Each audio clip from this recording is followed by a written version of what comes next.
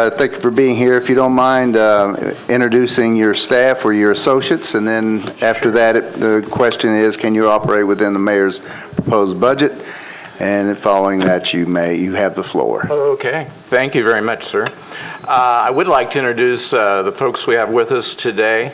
To my right is Susan Dry, our Associate Director for Administrative Services at the library, and to my left is Mary Ann Morris, who is our Finance Manager. And in the back, we do have some special people joining us today.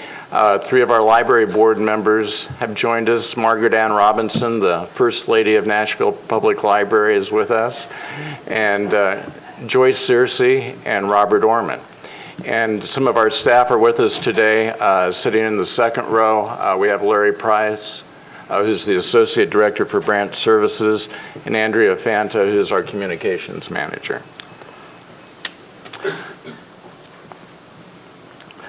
I do want to be clear that the library board and our staff are very excited about the mayor's proposed budget and grateful for the administration's continued support, as we are for council support. Specifically, this budget provides the ability to add needed Friday service hours in our branches, move forward with the development of a shared online catalog system supporting our collaborative education initiative through Limitless Libraries, an opportunity for additional school library improvements, the addition of the Summer Scholars Academy, support for the growth of the Nashville After Zone Alliance, and the ability to renovate additional library facilities. Statistically, as we did the previous year, 2014 and 15 demonstrates that the Nashville Public Library continues to grow and is a vital resource used by our communities. Even as several of our branches experience partial closures for renovation during the year, our checkout rate is running nearly 10% ahead of last year, in large part due to more online materials being available. By the end of this month, we will know if we have passed that 5 million milestone of checkouts. As the library reached for this milestone this year, it remained open during the winter's hazardous weather and served as a warming location for families and many of our city's homeless. Through this April, 262,000 people have attended 7,800 programs at the library. A continued testament to the need of providing free access to technology in our community, over 1 million free computer sessions have occurred on our 600+ public computers or been entered into wirelessly in our library buildings. A sampling of our program highlights from this last year includes our 2 branch building projects, Southeast and Bellevue, opened on schedule this last year with critical acclaim by the communities they serve. Branch library renovations touched on heating and air conditioning replacements, cosmetic improvements, and upgrades to the North Branch and Luby Branch. The main library's 3rd floor renovation was completed, and a major renovation at Bordeaux is underway. The Metro Archives moved from Green Hills to the 3rd floor of the main library, and the digitized Davidson County History Wall opened this month. Studio NPL, our Learning Lab Makerspace initiative, expanded throughout the library system. The main library studio NPL opened this spring. The studio develops critical 21st century skills in teens academically, develops marketable job skills, and instills lifelong learning. Limitless Libraries continues to be a great success. This last year, Limitless Libraries was in 123 schools. 131,229 direct checkouts have occurred so far this year, and approximately 24,000 students are signed up to use Limitless Libraries. This year's high school library renovations, in collaboration with the Metro schools at Overton and McGavock, will be completed over the summer. Adult literacy initiatives grew as part of our commitment to family literacy. ELL and GED classes are offered at library locations, and last year NPL hosted its second annual Nashville Adult Literacy Summit at the main library. The Pathway for New Americans program focuses on our new immigrant population. NPL is one of a handful of libraries nationally hosting the New Americans Corner, recognized by the National Customs and Immigration Service. The library has formed an immigrant advisory group to assist us in developing services and programs to meet the needs of those folks. NPL provides essential library programs funded through the Library Foundation, including Bringing Books to Life and Wishing Chair Productions, our puppet troupe.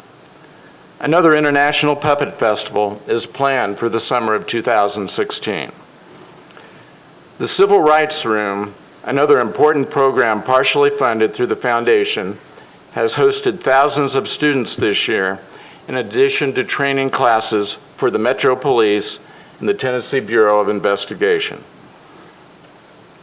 The citywide Reads program, Nashville Reads, took place again with the enthusiastic collaboration of the Mayor's Office and many other community partners.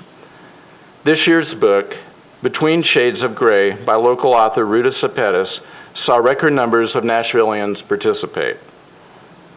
NPL's ebook collection expanded with the assistance of improved 4% materials funding. We currently offer 71,000 copies of ebooks. The library is committed to inclusive practices in hiring, as demonstrated by our increased diversity among employees, up 4% this year. We are assertively recruiting qualified candidates for our professional and managerial positions. The library has focused work on its internal diversity plan and is pleased to see Metro's diversity recommendations announced, which align with our plan. So what's coming up this year?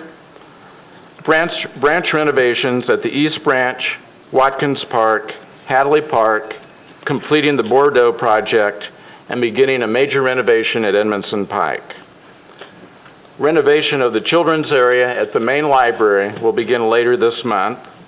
Expanding Studio NPL's reach into the community will be a priority. Expansion of the NASA program to serve more after-school students. NASA currently enrolls almost 1,400 middle schoolers and will improve that number if this year's budget is adopted. Launch of the joint online catalog with the Metro schools. Work in the areas of digital education and inclusion in the community through the Google Fellowship Program announced in May. Expanding our library card holder base and completing the revision of the library's website this summer. And we hope once again to have another great Nashville Reads campaign. What are some of the challenges facing us? Inadequate staffing levels continue to place a strain on our essential behind-the-scenes support services. NPL's materials budget requires growth. We are pleased to have reached the $3 million mark this year and hope to see that amount grow to 3.5 in the coming year's 4% fund allocations. Parking for the main library is one of the greatest concerns we hear from our library users downtown. The library is pleased to see our garage targeted for expansion in this budget. We hope to coordinate with the Downtown Partnership for ways to improve access to the main library building as part of the garage's new design. And finally, speaking of challenges, our summer reading program, the Summer Reading Challenge. It will be working its magic throughout the community this year, and one of the heroes of this program this year is your very own Erica Gilmore. So thank you. We are excited about the budget proposal, and we'd be happy to take your questions. Thank you, Director. We'll open the floor now for questions from the council members. Council Lady Weiner. Thank you, Chair. I appreciate it. One quick question after I say thank you, thank you, thank you. We love our new library. Always busy and get positive comments constantly. So Great. Having said that, looking at your strategic issues, have you any idea projection-wise of what the cost associated with some of those needs, maintenance-wise and otherwise, look like? Initially, we'd requested $4 million in capital this year as we moved through the renovation project. We actually internally have a plan as we're working out it aligns with the plan that we were working on that's part of Nashville Next. But we have a whole list of items that we're going through and just chunking through. So we know where we're going with that. Okay, great, thank you. Councilman Stein. Thank you, Mr. Chair. I have avoided this with the process, so I'm going to do it because as I'm in my swan song, I must say to have Margaret Ann Robinson here, one of the joys of my 20 years was working alongside her so closely a few years ago when I played a small part in this council, played a large part in helping to build this library system that you all are so ably taking forward to heights that I'm not sure we could ever imagine, but we're delighted with. I wanted you specifically to address, obviously we now got some time under its belt with NASA moving there, and you're assuming the Scholars Academy as a budget issue and as a library issue. Clearly, our library system is on the cutting edge in the United States in terms of its vision of how it operates, because there are not lots of library systems doing the kinds of innovative things, and particularly, obviously, and again, the library, we can commend you more for the libraries that you've built, and clearly the operations of these libraries are becoming true centers of community. But also our library system, for those of us on this council that are sometimes a little frustrated as we work with the public school system about our ability to impact young people and impact education, you are frankly our vehicle to really outreach, and you're doing great things there, but it's a philosophical development that you all have had that I think undergirds your whole budget. So I really wish that you would articulate that for us and how all of this fits together, because those that may think traditionally about the libraries of old, it's hard sometimes for them to understand how wonderfully NASA, I think, is fitting in, how the Scholars Academy will, how Limitless Libraries does, how the studios do. So would you just take 3 or 4 minutes and just talk a little bit about our library system and its vision for the community? Right. Well, thank you for those kind words. One of the words that should be used with public libraries that has not always been used is the word education. We've sometimes used the word learning, talked about reading, talked about literacy, but what we are really about is education. And those services that you mentioned align very well with what our traditional services have been. And we see ourselves as catching those kids that are falling through the cracks, really trying to spark initiative and getting those kids going where they may not be doing as well, or maybe adapting to the public school process as well as they might. We also see ourselves as a supplement to what's going on in the traditional way that we have in the past. But for instance, when you talk about the studio, which is huge right now, that's very much about directed learning. It's about, as I mentioned, 21st century vital skills that will move those students forward in a lot of different ways, both academically and with job skills as we move forward. When you talk about NASA, we really see ourselves, as you know and are well aware of catching those kids and helping move them forward. So if they're at-risk students or students that maybe need a little bit of help, we can ensure the fact that they continue on, get their degree, and reach their maximum potential. And that is really what all these programs are about, is really catching those gaps and moving those kids forward. Thank you. Councilman Tigard. Thank you, and welcome, Kent. I want to follow up with Councilman Stein's comments about Margaret Ann Robinson.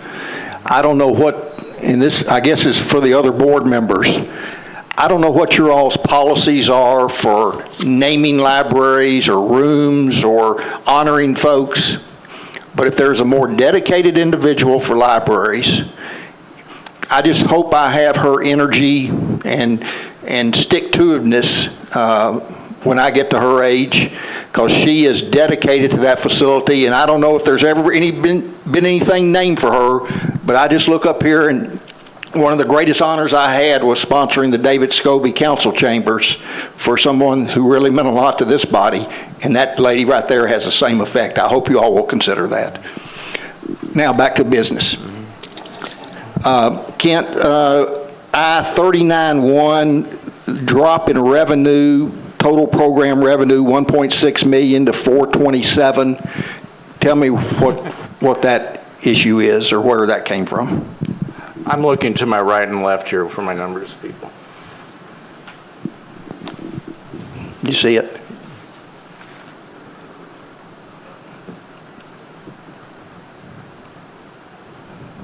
That sounds like a huge drop, actually. It does sound like it. We Do you actually, do you have a book up there? No. we actually do not have the budget pages. Oh, here we go. Right in front There of we you. go, sorry. Yeah. Sorry, what was the- I-39-1, total program revenue, 1.622 versus 427 revenue. So whatever revenue source that is, dropped by $1.2 million. Are those the grants? The only thing I could find looking over is it looks like it may special purpose funds, whatever that is. I think that's where we Grants? readjust. Yeah. It's where we readjust It- the is fund it- There's a balance. microphone there. Yeah, go ahead. There's one right there. That's where we trued up our special revenue funds and the fund balance for the special projects. We've been spending down those monies, and we are budgeting what's left in the fund balance for that. So those are not recurring monies. That was a grant or something that was given years ago. Right. Correct. So you took 1.6 million out last year to use for whatever purposes, and this year you're only going to take 400. Is that what that means? Correct. And what was the source of that money? Various sources from the foundation over the years. When we are given funds from the foundation, sometimes they aren't spent in total, and they will roll over to the next year, so they have to be reappropriated. Do you apply or ask for funds for projects every year, or is it? Yes, sir, we do. Yeah, I go through a very similar budget process with the library's foundation, actually. Okay. So this year, we're going to have less money based on a cumulative value from years past, is what it? We believe that's correct. Okay, thank you. Council Lady Johnson. Thank you, Chair Primore Kent, everyone from your staff, the board members that I just graciously spoke with, and I can echo everything that has been said, and it's just not enough. We thank you for all of your commitment, your leadership, and everything you're doing to make our library system the best that it can be. Kent, I can't express enough appreciation as a new council member when I came on board, where you brought us in individually and actually enlightened me to so much work that is going on in our library system. That was just invaluable. And in fact, no other department has really done that. And so I wanted to just express to you an appreciation for that, because I literally don't know how you all do as much as you do with the limited amount of resources that you have. It's incredible. I think your public and private partnerships are just phenomenal. I've not seen that in other similar sized cities with their library systems. Many other cities, the libraries are dying, whereas ours is thriving and in demand. So that is a testament to you and your leadership. Your staff, incredible. My question is, with this budget, I noticed that you listed the accomplishments with the NASA, the zones, and I know with the National League of Cities, working with Councilman Stein and Mayor Dean on that group with NLC, that was one of our major accomplishments in getting rolled out here in the city. What do you know about, you list here that you have 5 that you have expanded. Is there any effort to expand to John F. Kennedy Middle School, and what is the next wave of your NASA zones? I regret that I cannot give Sites. you, I cannot give you that detailed information. Candy Markman, the NASA coordinator who does great work with that, could give you more detailed information on that. I do know that the reason for the budget increase is that we're trying to add, I believe, about 400 or 500 new students, and each one of those is directly tied to a specific dollar amount as we go through our partnerships with our different partners who run the different programs in the sectors. So I can get you that information, I'd be happy to. Thank you. Okay. Director Oliver, seeing no other members in the queue, that concludes your presentation. We certainly appreciate you being here today and your staff and all your supporters in the audience. Thank you very much. Thank you.